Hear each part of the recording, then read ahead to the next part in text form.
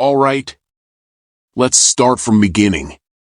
To reach the max potential of your striking, you must know some important points. Every successful striker in UFC has some things in common, whether you talk about Conor, Alex Pereira, or Suga Sean. These three are the best strikers in the UFC. To reach their level, you must know the source of their impeccable striking.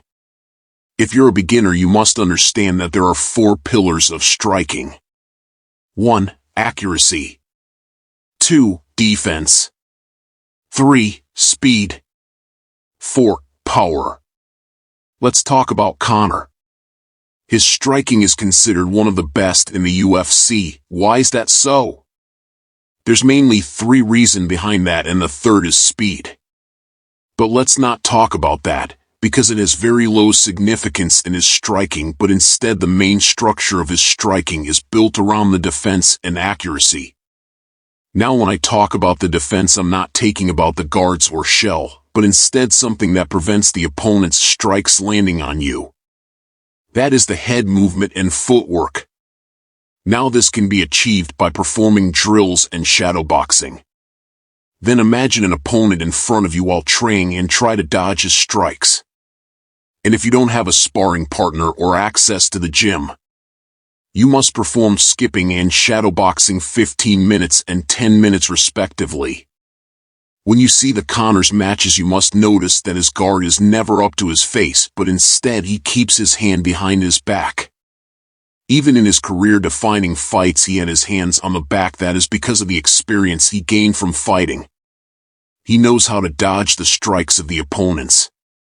And his footwork is also at its peak. Now, it's time to break down the Poetin's striking. His striking revolves around power and defense. The way these fighters set up the power strike that knocks the opponent is very interesting. While fighting Sean Strickland, he did something clever that knocked his opponent down. First of all, he threw the hooks to the opponent's chest twice so that he won't see it coming. Third time, when his guard was low to protect the chest, he threw that hook right at the chin, knocking him down. He combines his power with technique to set up the victory.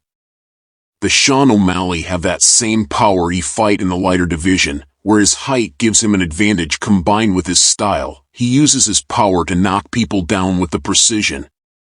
In his fight with Sterling, he waited for his opponents to make a mistake, and when the Aljo made that mistake, he used it in his advantage.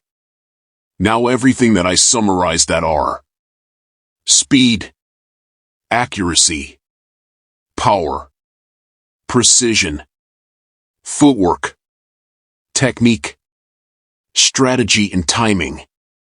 If you sum it all up and put that into a fighter, you'll get someone like Mike Tyson.